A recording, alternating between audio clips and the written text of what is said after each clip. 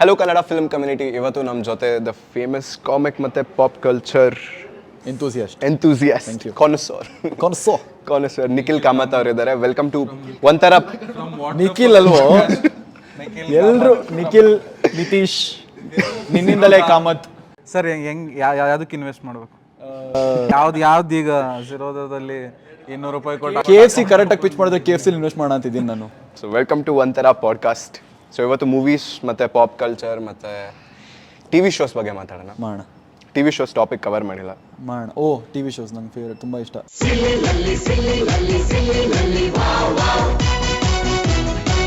So nostalgic T V shows ಅಂದರೆ ಯಾವ್ದು ನಿಮಗೆ? ನನಗೆ T V shows before this entire reality show ಇದು ಟುಕ್ ಓವರ್, ನಂಗೆ ಸುವರ್ಣದಲ್ಲಿ ಯಾವ್ದಾದ್ರು ಬರ್ತಿತ್ತು ನನಗೆ ಎಲ್ಲ ಇಷ್ಟ. There is very under rated one called ಗೊತ್ತಾನಾಗ ಪೊತ್ತಾಂಡು. I don't know if you ನಿಂಗೆ ಗೊತ್ತಾ? ತುಳುದು ಏನು ಮಸ್ತ್ ಬರೋದು, ಅದು ಮಧ್ಯಾಹ್ನದ ಹೊತ್ತು ಬರ್ತಿತ್ತು. ಅದು proper digestive, it's like dose of laughter as a dessert with your ಊಟ, ಮಸ್ತಾಗಿರೋದು.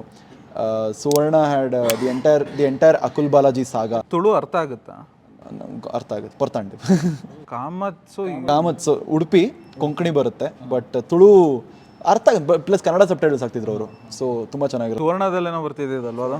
ಸುವರ್ಣ that is Suvarna is probably Suvarna era, ಅದೇನಂತಾರೆ the golden era of Suvarna is unbeatable. I think after that Zee Kannada just took over with they had 2 reality shows and then it became 500 more and I think they need to have more channels to. ಇವತ್ತು ನಾವು reality show ಬಗ್ಗೆ ಮಾತಾಡೋಣ ಅಂದಾಗ ನೀವಿಬ್ರಲ್ವ discuss ಮಾಡ್ತಿದ್ದಿದ್ದು. ನಾನು ಯಾವುದು reality show ನನಗೆ ಇಲ್ಲಿ ತನಕ ಅರ್ಥನೇ ಆಗಿಲ್ಲ. ಅಂದರೆ ದ ಥಿಂಗ್ ಈಸ್, ಅದು ಈಗಿನ ರಿಯಾಲಿಟಿ ಶೋ ಅಂತೂ ಹಾರಿಬಲ್ ಆಗೋಗ್ಬಿಟ್ಟಿದೆ. ಏನು ಅಂದರೆ ಅರ್ಧ ಗಂಟೆಲಿ ಒಬ್ರು ಯಾರು ಅಳ್ಳೇಬೇಕು. ಇಲ್ಲ ಬೈ, ಹೆಂಗೆ ನೋಡ್ತೀರಾ? ಇಲ್ಲ ಅಂದರೆ ಬೇಜಾರಾಗುತ್ತಾ ನಿಮಗೆ? ಅಳ್ತಿದಾರಮ್ಮ, ನಂಗೆ ಅಷ್ಟು ಕಷ್ಟಪಟ್ಬಿಟ್ಟಿದ್ದಿ, ಎಲ್ಲರಿಗೂ ದುಃಖದ ಸ್ಟೋರಿ ಇದೆಯಲ್ಲ ಅಂತ.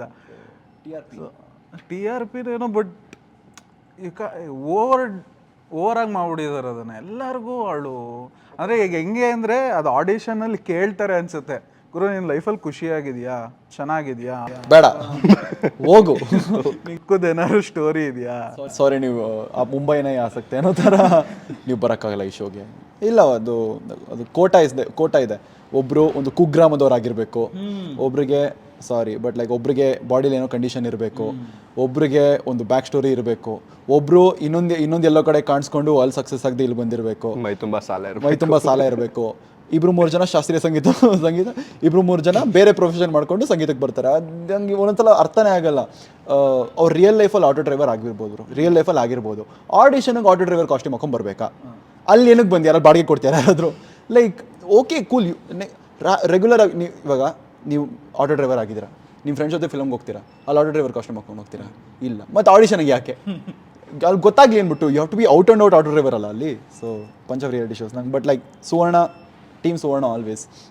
I used to love the entire, I think for me it started with like, of course ಎಲ್ಲರಿಗೂ I like ಸಿಲಿಲಲ್ಲಿ ದಂಡಪಿಂಡಗಳು, ಮಾಸ್ಟರ್ ಅನ್ನೋದೊಂದು ಬರ್ತಿತ್ತು. ನಾವು ವಟಾರ ಅಂತ ಒಂದು ನೋಡ್ತಾ ಇದ್ದೆ. ವಟಾರ ನಮ್ಮ ಅಕ್ಕ ನೋಡಿದಾರೆ, ನಾನು ನೋಡಿಲ್ಲ ಅದು. ದಂಡಪಿಂಡಗಳು is something I watched. ಸಿಲಿಲಲ್ಲಿ and its competition, point ಪರಿಮಳ and Papa Pandu, the holy the treble, the 3 musketeers of it's not a reality show but like a serial soap opera. ನನ್ನ ಫೇವ್ರೆಟ್ ಥಿಂಗ್ ಅಂದರೆ ಎಲ್ಲ serial ಆದಮೇಲೆ final ಕಟ್ದು ಬರೋದು